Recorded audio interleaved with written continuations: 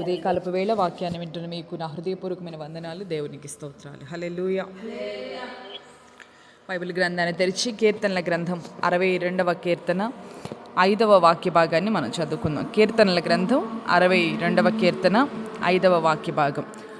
నా ప్రాణమా దేవుని నమ్ముకొని మౌనముగా ఉండుము, ఆయన వలననే నాకు నిరీక్షణ కలుగుచున్నదని చక్కటి కీర్తనని మరి దైవజనుడైనటువంటి దావీదు మహారాజు అంటే అతను ఈ కీర్తన రాయడం జరిగింది.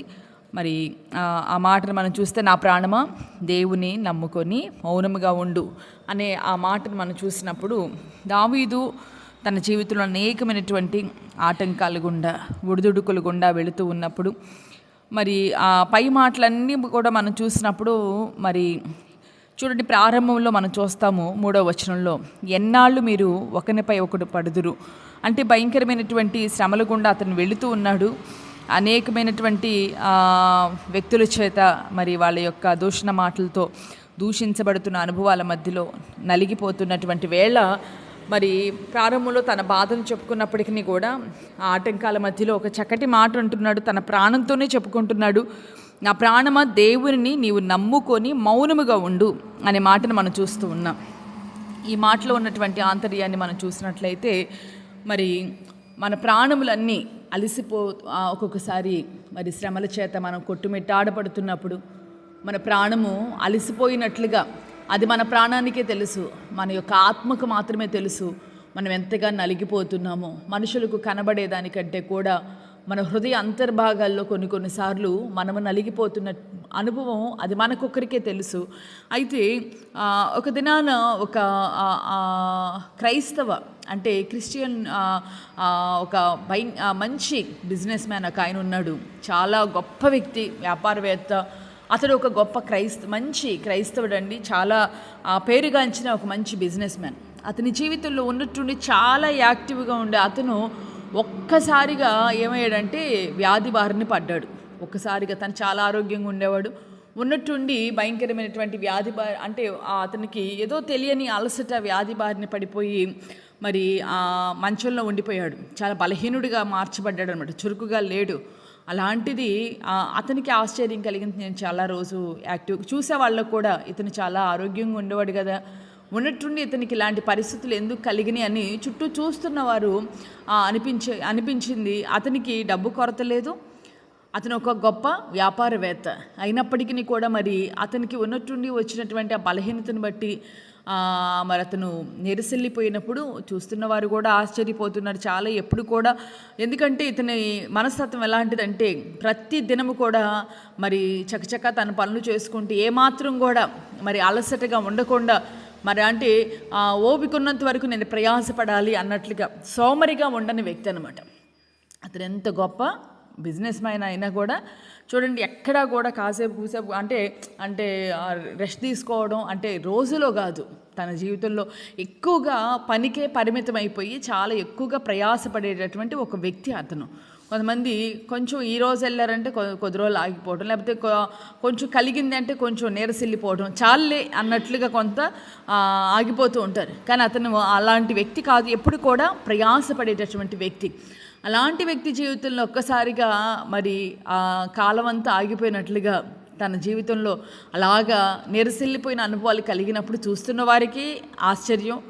మరి అలాగునే ఇతను పనిలో ఒక పురుగులాగా ఉండేవాడు కదా, పని అంటే చాలా ఇష్టంగా ఉండేవాడు కదా, ఎందుకు ఇతను ఇలా ఉన్నాడు అని అనుకుంటున్నారు. అయితే తను ఒక రోజున కొన్ని దినాలు గడిచాక తనతో బాగా దగ్గరగా ఉన్నటువంటి ఒక స్నేహితునితో ఒక మాట అనడం జరిగింది. అదేంటంటే ఫ్రెండ్తో చెప్తూ ఉన్నాడు, నేను మరి విరామం లేకుండా కష్టపడిన దినాలు, చాలా ప్రయాసతో అంటే నా పనిలో చాలా, ఏంటంటే ఇతను వర్క్ని ఎక్కువగా ప్రేమించేవాడు.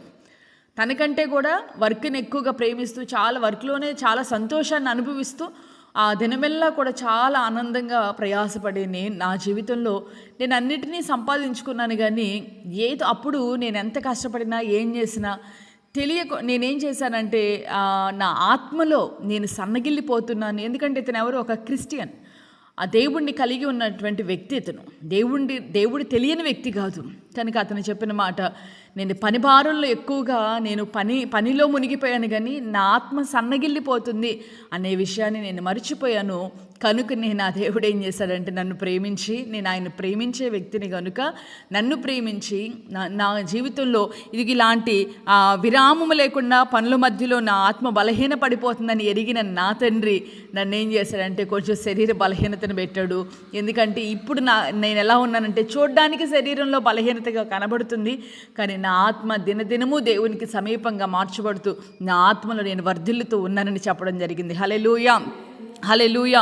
కాబట్టి కొన్నిసార్లు మన జీవితంలో విరామం లేకుండా, కాళ్ళకి రెస్ట్ ఇవ్వకుండా, విరామం లేకుండా, చాలా మన చేతులు కానీ కాళ్ళకి కానీ రెస్ట్ ఇవ్వకుండా, విశ్రాంతి తీసుకోకుండా ప్రయాసపడుతూ, అంటే తప్పనిసరిగా మంచివాడు తన బిడ్డలకు ఆస్తిని సంపాదిస్తాడని, అంతేకాకుండా మరి దినమెల్లా మరి దేవుని వాక్యమే సెలవిస్తుంది చక్కగా చురుకుగా ఉండటం నీకు గొప్ప భాగ్యం అని. మరి దేవుడు మనకిచ్చినటువంటి బాధ్యతల్లో యథార్థంగా బిడ్డల కొరకు మనం ప్రయాసపడాలి. కానీ ఆ బాధ్యతల్లో పడి, భారాల్లో పడి మనం ప్రాముఖ్యంగా ఈ రోజున నీ వ్యక్తిగత జీవితంలో నీ ఆత్మ యొక్క బలాన్ని, ఆత్మ బలంగా ఉందా, నీకు ఆత్మలో సన్నగిల్లిపోయిన అనుభవాల్లో నువ్వు ఉన్నావా? ఇదిగో నీ వ్యక్తిగత జీవితంలో చూడండి, మనం కూడా ఒక వరుసగా కష్టపడ్డాం, లేదు నిద్ర లేని రాత్రులను గడిపాము. ఒక రోజు నిద్ర, 2 రోజులు వరుసగా నిద్ర కరువైపోయింది. ఒక రోజు కనుక మంచిగా ఒకవేళ ఒక వ్యక్తి రెస్ట్ తీసుకుంటే తర్వాత దినాల్లో చేసే పని ఎలా ఉంటుంది, చాలా ఉత్సాహంగా చేస్తాడు, దానికి చాలా శక్తి కలుగుతుంది.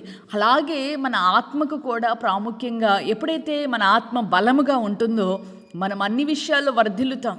ఇది ఎరిగిన మనం ఈ విషయాన్ని మనం ఎరగాలి. ఏ కాడికి ఈ శరీరం కొడుకే మనం ప్రయాసపడుకుంటూ మనం పరిగెత్తడం కాదు, కానీ ఈ ఉదయకాలపు వేళ ఈ వాక్యాన్ని బట్టి నీ జీవితంలో అనేకమైన శ్రమలు నిన్ను కమ్ముకున్న ఈ వేళ, అంటే మనము శారీరకంగా ఎలా అయితే రెస్ట్ కొంచెం తీసుకున్నప్పుడు మనం ఎలా అయితే మనం ప్రయాసపడి ముందుకు, అంటే చాలా యాక్టివ్గా ముందుకు వెళతామో, ఎన్ని శోధనలు మన జీవితంలో ఎదురైనా కూడా ఆ శోధనల్ని మనం బలంగా ఎదుర్కోవాలంటే మన ఆత్మ ఎలా ఉండాలి, బలాన్ని పొందుకోవాలి. కనుక దావీదు తన ఆత్మతో చెప్తున్నాడు, నా ప్రాణమా నీవు దేవుణ్ణి నమ్ముకొని నువ్వు మౌనముగా ఉండు. దేవుణ్ణి నమ్మాలి, రెండవది నువ్వు మౌనముగా ఉండాలి అని అంటే దానిలో ఉన్నటువంటి ఆంతర్యం దేవుని మీద మనం ఆనుకొని మన ఆత్మకు కూడా కొంత సమయాన్ని మనం తప్పనిసరిగా కేటాయించాలి. అంటే మనం ఆత్మీయంగా మనము బలపడి మనం స్థిరపడాలి. అప్పుడే మన యొక్క ఇంటి మీదకి వస్తున్న శోధనలు కావచ్చు, మన వ్యక్తిగత విషయాల్లో కావచ్చు, మనము బలముగా నిలబడినప్పుడు మనం మన కుటుంబం కొరకు మనం బలముగా పోరాడగలుగుతాం. కనుక ఈ ఉదయకాలపు వేళ మంచిది, అనేకమైనటువంటి పనుల భారము చేత ఒకవేళ నీవు నీ ఆత్మ సన్నగిల్లిపోతున్న అనుభవాన్ని నువ్వు గమనించుకోలేకపోతున్నావేమో. అదిగో ఆ బిజినెస్ మ్యాన్ అంటున్న మాట ఏమంటున్నాడు, నేను విరామము లేకుండా చేసిన దినాలు ఉన్నాయి, కానీ ఆ రోజున నా ఆత్మ సన్నగిల్లిపోవడం నేను గమనించాను. కానీ ఈ రోజున నేను బలహీనుడిగా ఉన్నాను, కానీ నా ఆత్మలో ఎంతో బలాన్ని నేను పొందుకుంటున్నాను. అంతే కదా, పక్షిరాజు కూడా తన శరీరాన్ని మరి ఎంతో శ్రమపరుచుకొని ఎత్తైన అనుభవాల్లోనికి వెళ్ళిపోయి ఒంటరిగా ఉండిపోయి, పక్షిరాజు కూడా ముక్కుని బండకేసి రాసి రక్తసిక్తమైపోయి కొన్ని దినాలు మౌనంగా ఉండి, ఎందుకు అలా చేస్తుందంటే తను మునుపటి కంటే కూడా బలాన్ని పొందుకోవాలనే ఉద్దేశంతో పక్షిరాజు తన యవ్వనాన్ని నూతనపరుచుకొని మరి ఆ తరువాత మరలా క్రొత్త రెక్కలు రావడం, నూతనమైన బలము చేత నింపబడి అంతకుముందు ఎగిరిన దానికంటే కూడా ఉన్నతమైన స్థలాలకు ఎక్కి వెళ్ళినట్లుగా ఇకప్పుడు ఆ పక్షిరాజుకు కలిగిన బలాన్ని బట్టి మరి ఎలాంటి తుఫానుకైనా మరి ఎగరగలిగిన అనుభవాలు, వెళ్ళగలిగిన అనుభవాలు, ఆ శక్తి మరి ఒక మామూలు పక్షే పొందుకుంటున్నప్పుడు ఈరోజు నీ వ్యక్తిగత జీవితంలో మరి మంచిదే, ప్రయాసపడటం మంచిదే. కుటుంబం కొరకు ఉన్న పరిస్థితులను బట్టి ప్రయాసపడుతున్న నీవు నీ ఆత్మ ఎలా ఉంది ఈ ఉదయకాలం వివేచించుకో. ఎందుకంటే నీ ఆత్మ సన్నగిల్లిపోయిందంటే నీవు అన్ని విషయాల పతనానికి వెళ్ళిపోతావు. చూడండి, ఆత్మలో బలవంతుడు ఉన్నాడంటే సాతాను శోధన ఏదొచ్చినా బలంగా ఎదుర్కోగలుగుతాడు. ఒకవేళ మనం బలంగా లేకపోతే చిన్న శోధనలు కూడా పతనమైపోతాం. చిన్న విషయాలకి, చిన్న దోషణకి, చిన్న నిందలకి, చిన్న శోధనలకి మనం ఏమైపోతామంటే ఎందుకు మనం బ్రతకాలని చూడండి, కొంతమంది గొప్ప ఎవరో కాదు, ఆ రోజున ఏలియా అంతటి గొప్ప దైవజనుడు, ఆయన ప్రార్థన చేస్తే ఆకాశం నుండి అగ్ని దిగి వచ్చింది. మరి ఆయన ప్రార్థన చేసినప్పుడు అరచేయంత మేఘం చేతే గొప్ప ప్రచండమైన వర్షాన్ని కురిపించిన వ్యక్తి 3.5 సంవత్సరాలు మరి అతని మాటను చొప్పున కరువు రావడం, వర్షం లేకపోవడం, మళ్ళీ అతనే ప్రార్థన చేస్తే వర్షం పడి, ఇంత గొప్ప దైవజనుడికి, అంత గొప్ప ఆత్మీయమైన దైవజనుడికే ఆ రోజున నేను ఇక చేయలేని, నేను ఈ సేవ చేయలేను, నేను చనిపోతాను అని ఏం చేశాడు, మరి ఒక చిన్న మామూలు రేగి చెట్టు బదిరీ వృక్షం కింద అతను కూర్చున్నట్లుగా, మరి చావును కోరుకున్నట్లుగా, అంటే ఇక పూర్తిగా మరణాన్ని ఆశించి నేను చేసిన సేవ ఇక చాలు అంటే, అంతవరకు అంత గొప్ప పరిచయం చేశాడు కదా. కానీ ఎందుకు ఇలాంటి పరిస్థితి కలిగిందంటే, అంత గొప్ప దైవజనుడికి ఆ పరిస్థితి కలిగిందంటే మనం ఏమాత్రపు వాళ్ళం కనుక మనం చేయవలసింది, మీరైనా మేము సేవ చేస్తున్న మేమైనా దినమెల్లా ప్రయాసపడుతున్నాం ప్రభా, అటు వెళ్తున్నాం ఇటు వెళ్తున్నాం. కొంతమంది చెప్తారు అసలు రెస్ట్ లేదండి సేవల్లో, అటు పరిగెత్తున్నాం ఇటు పరిగెత్తున్నాం, పలానా కోటానికి వెళ్ళాం, పలానా దగ్గరికి వెళ్ళాం, అలా ఇలా ఇలా అలా అని చెప్తారు. కానీ దైవజనులే అయినా, దేవుని బిడ్డలైనటువంటి మీరే అయినా చెప్తున్నా కదా, దైవజనులు కూడా మేము విస్తారమైన సేవ చేస్తున్నాం అనే దానికంటే కూడా, అందుకే పౌలు గారు అంటారు, అనేకులకి నేను బోధించి నేను వ్యర్థుని కాకూడదని నన్ను నల్లగొట్టుకుంటున్నాను అన్నట్లుగా దైవజనులు కూడా ఉండవలసింది. చక్కటి వ్యక్తిగత ప్రార్థన సమయం అనేది ఎప్పుడైతే ఒక దైవజనుడికి ఉండాలి తప్పనిసరిగా. అనేకులకి చెప్పడం చాలా తేలికే, కానీ దైవజనులకు కూడా వ్యక్తిగతమైన ప్రార్థన సమయం అనేది దేవుని సన్నిధిలో ఎప్పుడైతే ప్రార్థన చేసుకుంటారో వాళ్ళ ఆత్మ బలపడుతుంది. అప్పుడు ఆ ప్రార్థన కలిగి చేసే పరిచర్యకి, ప్రార్థన లేకుండా చేసే సేవకి చాలా తేడా ఉంటుంది. కనుక ఉదయకాలపు వేళ మనందరము రాబోతున్న శోధనలైనా, మనలో ఇప్పుడు మనం కలిగి ఉన్న శోధనల మధ్యలో ఈరోజు నువ్వు బలహీనపరచబడుతున్నావు అంటే, చూడండి, అంటే ఇమ్యూనిటీ లేని వాళ్ళకి ఏమైంది, చిన్న జలుబు అయినా జ్వరమై పక్కన వాడికి ఏమొచ్చినా ఇడుగు వచ్చేసింది. అలాగే మనం ఆత్మలో బలహీనమయ్యామా, చిన్న చిన్న చిన్న చిన్న విషయాలు కూడా ఊరకనే బలహీన పడిపోతాం. కానీ ఇమ్యూనిటీ ఉన్నవాడికి, పక్కనోడికి ఎంత జ్వరం వచ్చినా, కరోనా వచ్చినా, ఏమొచ్చినా, ఏం జరిగినా కూడా వీడికి ఏమాత్రం చలించడు. అలాగే ఆత్మలో నువ్వు వర్ధిల్లాలి, ఈ విషయాన్ని నువ్వు గుర్తెరగాలి.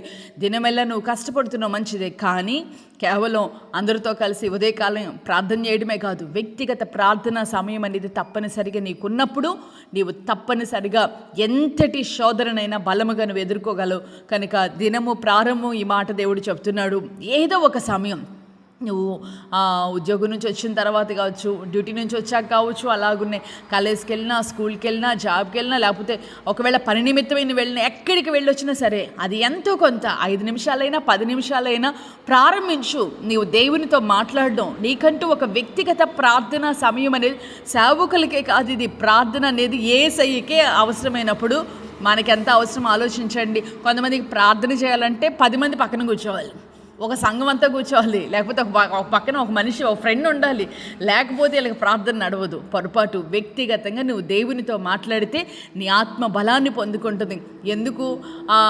అతనికి దేవుని యొక్క సమయాన్ని దొంగిలించాడు కనుకే శరీరంలో బలహీనత వచ్చింది. నీకేదో బలహీనత పెట్టి నీకేదో నష్టం కలిగిన తర్వాత ఎందుకు ఆ పరిస్థితి కలిగేది? ఇప్పుడే ఈ మాటలు వింటున్నప్పుడే నీవు దేవుని సన్నిధిలో మరి చక్కగా ప్రతి నిత్యము కూడా దేవునితో సమయాన్ని గడుపు. దేవుడు నీ ఆత్మను వర్ధిల్ల చేస్తూ ఉంటాడు. దేవుడు కూడా చూస్తాడు, అరే ఈ కొంతలో ఇంత ప్రయాసపడిన నా బిడ్డ నా యొద్దకు వస్తుందని ఆయన సంతోషించి నేను అనేకమైన విషయాల్లో ఆయన తోడై ఉండి క్షేమాన్ని ఇస్తాడు. కనుక ఉదయకాలాన దావీదు కూడా గమనించాడు. దావీదు అంటున్నాడు, ఈ శ్రమల మధ్యలో నేను తాళుకోవాలంటే నా ప్రాణమా నీవు దేవుడిని నమ్ముకొని మౌనంగా కొంచెం ఉండు, హడావుడి పడొద్దు, నువ్వు ఏమి పనులు చేయటం కదా, హడావుడి పడొద్దు, నువ్వు వెళ్ళి వాళ్ళతో మాట్లాడడం, లేకపోతే ఏదో యుద్ధాలు చేయడం, గందరగోళం, వాళ్ళ మాటను అనడం వల్ల నీకే ప్రయోజనం లేదు. నువ్వు చేయాల్సింది ఈ శ్రమల మధ్యలో నువ్వు దైవత్వం కలిగి దేవుని సన్నిధిలో బలపడాలి. కనుక నా ప్రాణమా దేవుణ్ణి నమ్ముకొని నువ్వు కొంచెం మౌనంగా ఉండు, దేవునితో గడుపు సమయాన్ని తన ప్రాణంతో చెప్తున్నాడు. కనుక మోకరించి ప్రార్థన చేసుకుని అందరూ కూడా కళ్ళు మూసుకొని ప్రభు సన్నిధిలో మనం విన్న మాటలను బట్టి అందరూ కూడా కళ్ళు మూసుకొని ప్రార్థన చేసుకుందాం. ఎవరు కూడా మౌనంగా ఉండొద్దు. ప్రభు మనతో మాట్లాడిన మాటలను బట్టి మనము సంతోష సమయమైనా, అది ఒకవేళ వేదన కలిగిన సమయమే అయినా, మరి బాధల్లో ప్రార్థన చేయడమే కాదు, మనకి సంతోషం కలిగిన ఆ దినమెల్లా కూడా ఒక గొప్ప సంతోషాన్ని మనం అనుభవించినా కూడా దేవునికి ఇవ్వాల్సిన సమయాన్ని తప్పనిసరిగా మనం దేవునికి ఇచ్చినప్పుడు అదిగో మన ప్రాణములో మరి ఒక గొప్ప త్రాణ పుడుతుంది. అప్పుడు మనం శక్తి కలిగిన వారమై ఎలాంటి సమస్యనైనా మనం ఎదిరించగలుగుతాం, ఎలాంటి బలహీనులైనా మనం బలపరచగలుగుతాం. కనుక ఉదయకాలపు వేళ కృంగిపోయి ఉన్నావా? ఈ సమయంలో నువ్వు చేయాల్సింది ఏమీ హడావుడి చేయొద్దు. నీ నోటికి మాట, నీ నోటికి పని చెప్పొద్దు. నువ్వు ఎక్కడికో పరుగులు పెట్టొద్దు. కొంతమందికి ఏదైనా చిన్న శోధన వచ్చింది అంటే వాళ్ళ దగ్గరికి వీళ్ళ దగ్గరికి వెళ్ళడం, ఇది మంచిదా కాదా, ఇక్కడ ఉండడం మంచిదా, ఇక్కడ లేకపోవడం మంచిదా, ఏం చేయాలి, వస్తువుల్ని మార్చడం, లేకపోతే స్థలాన్ని మార్చడం, ఉన్న వాటిని పగలగొట్టడం, ఈ కాదు. వీటిని తవ్వడం కాదు. ఏమైనా గొంతలు పాడుంటే వాటిని పూడ్చిపట్టడం, ఈ పిచ్చి పనులు కాదు. నువ్వు చేయాల్సింది ఏమీ చేయొద్దు. దేవుని సన్నిధిలో మౌనముగా ఉండు. మహారాజే చెప్తున్నాడు, ఆయనకి ఎలాంటి ఆలోచనకర్తలు లేరా?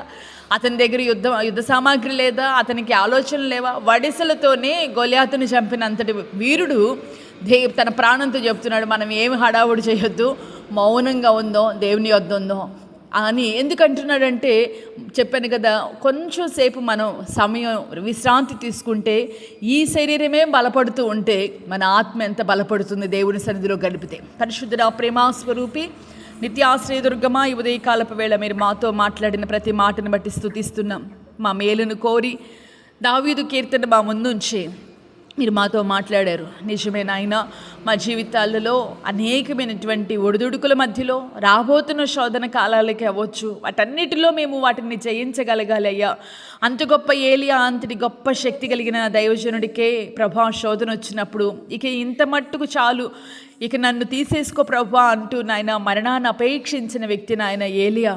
కనుక అలాంటి పరిస్థితులు ప్రభా ఇదిగో అంత గొప్ప దైవజనుడికే కలిగినప్పుడు ఈ లోకంలో మేము ఉంటున్నాం ప్రభా. ఇదిగో ఈ లోకము చాలా నాయన భయంకరమైనది నాయన. ఈ లోకములో మేము ప్రభ యథార్థంగా జీవించాలంటే చాలా కష్టం నాయన. కానీ ఉదయ కాలాన్ని మీరు మాతో మాట్లాడారు. ఎంతటి శోధనైనా ప్రభ మేము జయించాలి అని అంటే మా ఆత్మనైనా నీతో ఐక్యపడి ఆత్మలో మేము బలాన్ని పొందుకున్నప్పుడు ఎంతటి శోధనైనా మేము జయిస్తామని, అదే ఆత్మ బలహీనమైపోతే చిన్న విషయాలకు కూడా మేము పతనానికి వెళ్ళిపోతామని మీరు మాకు తెలియజేసి ఉండగా, నిజమేనయ్యా గొప్ప బిజినెస్ మ్యాన్ ప్రభా ఎలా అయితే చెప్పాడో, నిజమైన ఆయన విరామం లేకుండా అయ్యా ఇదిగో తండ్రి మేము ఎంతో ఈ లోకం కొరకు ఎన్నో ప్రయాసలు పడి ఆఖరికి మా ఆత్మను పోగొట్టుకుంటే మాకే ప్రయోజనం లేదు కనుక ప్రభా, ప్రతి నిత్యము కూడా మేమెంత ప్రయాసపడినా ప్రభా ఆ ప్రయాస అంతా ఒకవేళ ఒక దినాన్ని వ్యర్థం కావచ్చేమో, కానీ నాయన నిజమేనయ్యా సొలొమోను అన్నట్లుగా ఇదిగో వెనుకున్న వాడి కొరకు ఒక వ్యక్తి ప్రయాసపడి ప్రభా వ్యర్థుడిగా వెళ్ళిపోతాడు నాయన. కానీ ఈ ప్రయాస వ్యర్థం కావచ్చేమో, కానీ నాయన పరలోకపు తండ్రి నీతో మేము గడిపినటువంటి సమయం మా ఆత్మకెంతో బలాన్ని చేకూరుస్తుంది.